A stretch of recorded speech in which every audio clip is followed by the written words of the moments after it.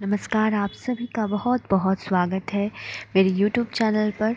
आज मैं आपको सठोत्री कहानी क्या होती है इसके बारे में बताऊंगी। पिछले वीडियो में मैंने आपको मुक्तक छंद के बारे में बताया था। आज सठोत्री कहानी के बारे में बात करेंगे, ठीक है। तो सन 1960 के आसपास या उसके बाद जो लिखी गई कहानियाँ थी उसे सठोत्री कहानियाँ कहा जाता है। कहते हैं ना, साठोत्री यानी 60 के उत्तर यानी 60 के बाद, है ना। तो जो 1960 के आसपास या उसके बाद लिखी गई उन कहानियों को क्या कहा गया? साठोत्री कहानी, ठीक है। तो प्रोफेसर राजनाथ शर्मा के अनुसार कुछ कहानियों में सन 1960 के आसपास उस कहानियों में संतरास, घुटन, मृत्यु, अतृप्ति, यही सारी बातों का क्या चित्रण किया जाता था, यानी अंकन किया जाता था, ठीक है। तो प्रोफेसर राजनाथ शर्मा ने कहा कि जो 1960 के आसपास जो कहानियाँ लिखी गई उसमें अधिकांश मृत्यु के बारे में, अतृप्ति के बारे में, संतरास के बारे में, घुटन के बारे में, इन्हीं की चर्चा रहती थी कहानियों में, ठीक है।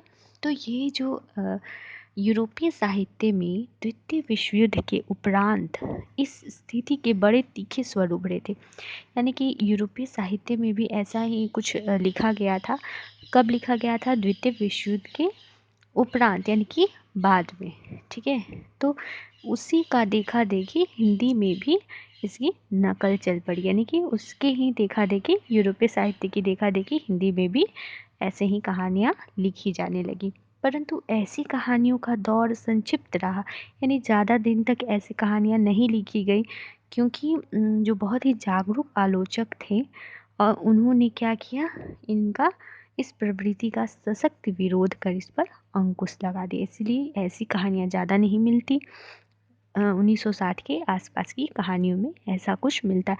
तो अगर आपसे ये पूछा जाता है एग्ज़ाम में या कभी भी ये कैसी लिखी गई थी साठोत्री कहानियाँ में, विषय क्या था और सठोत्री कहानियाँ किसे कहते हैं, तो आप ये जो चैप्टर मैंने आज पढ़ाया उससे आप लिख सकते हैं। अगर आपको पसंद आता है तो प्लीज़ चैनल लाइक और सब्सक्राइब जरूर करिए। देखने के लिए आपका बहुत बहुत धन्यवाद।